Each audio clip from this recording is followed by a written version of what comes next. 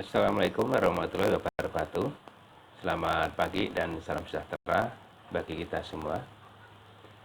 Pada kesempatan ini kita akan membahas tentang metode ilmiah, di mana metode ilmiah ini ada di bab 1, yaitu ruang lingkup biologi.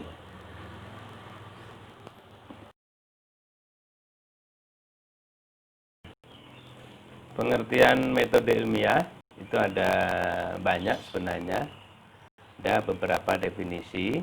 Nah, di sini kita coba 3 saja definisinya. Yang pertama, metode ilmiah merupakan proses berpikir untuk mendapatkan cara penyelesaian yang mungkin berdasarkan bukti-bukti. Itu pengertian yang pertama. Pengertian yang kedua, metode ilmiah dapat diartikan sebagai cara kerja dari ilmu pengetahuan bersifat ilmiah, serta merupakan langkah-langkah sistematis yang digunakan dalam ilmu-ilmu tertentu, baik direfleksikan atau diterima begitu saja. Itu definisi yang kedua.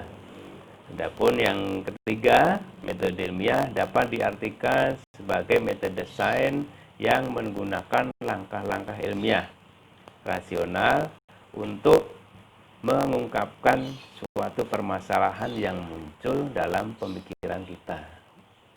Itu beberapa definisi tentang metode. Urutan dalam metode ilmiah, yang pertama adalah menemukan dan merumuskan masalah. Kemudian mengumpulkan informasi, data-data. Selanjutnya adalah menyusun hipotesis.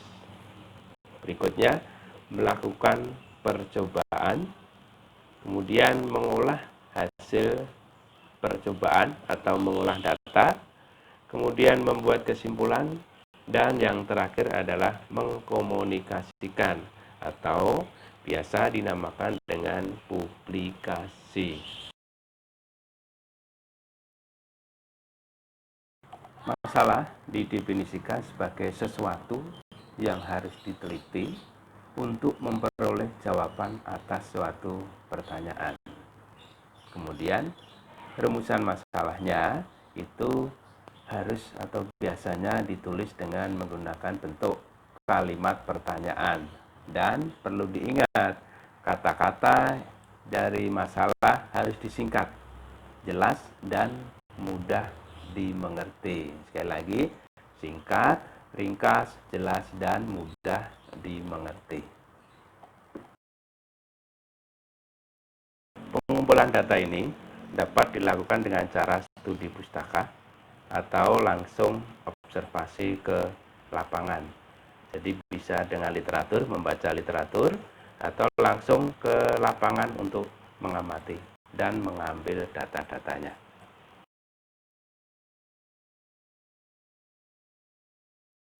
Yang ketiga adalah hipotesis. Hipotesis ini merupakan suatu ide atau dugaan sementara tentang penyelesaian masalah yang diajukan dalam proyek ilmiah. Jadi merupakan ide atau dugaan sementara. Dan diingat, hipotesis ini harus berdasarkan fakta dan data yang dikumpulkan. Eksperimen atau percobaan. Eksperimen dirancang dan dilakukan untuk menguji hipotesis yang diajukan. Dan diingat, dalam penelitian ini harus dilakukan dengan teliti, sehingga akan didapatkan data yang akurat.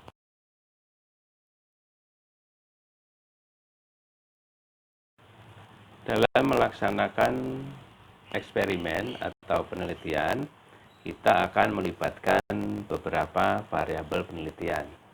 Nah, pada materi hari ini yang kita bahas hanya 3. Yang pertama variabel bebas, kemudian variabel terikat, dan yang ketiga variabel kontrol. Variabel bebas merupakan variabel yang mempengaruhi atau yang menjadi sebab perubahan atau timbulnya variabel dependen atau variabel terikat. Jadi variabel bebas ini sering juga disebut dengan variabel stimulus atau disebut juga sebagai prediktor. Kemudian yang kedua ada variabel terikat. Variabel terikat ini adalah variabel yang dipengaruhi atau yang menjadi akibat karena adanya variabel bebas. Jadi variabel terikat ini juga biasa disebut dengan variabel dependen atau output. Sementara yang ketiga adalah variabel kontrol. Variabel yang tidak dapat dimanipulasi dan digunakan sebagai salah satu cara untuk mengontrol, kemudian meminimalkan atau menetralkan pengaruh aspek tersebut. Demikian adalah analisa data, di mana di tahapan ini data-data yang telah kita peroleh dari hasil penelitian harus dicatat dan diolah dalam bentuk grafik ataupun diagram sehingga mudah untuk dianalisis. Dan diingat, setiap gejala yang terjadi dalam percobaan itu harus dicatat.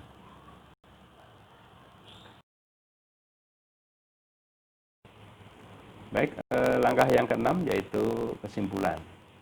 Penarikan kesimpulan ini dilakukan dengan cermat berdasarkan hasil dari percobaan, tanpa adanya pengaruh pendapat pribadi. Jadi, kesimpulan merupakan jawaban sebenarnya dari hipotesis yang pernah diajukan. Selain itu, harus mengulang suatu penelitian beberapa kali sebelum kita menarik suatu kesimpulan.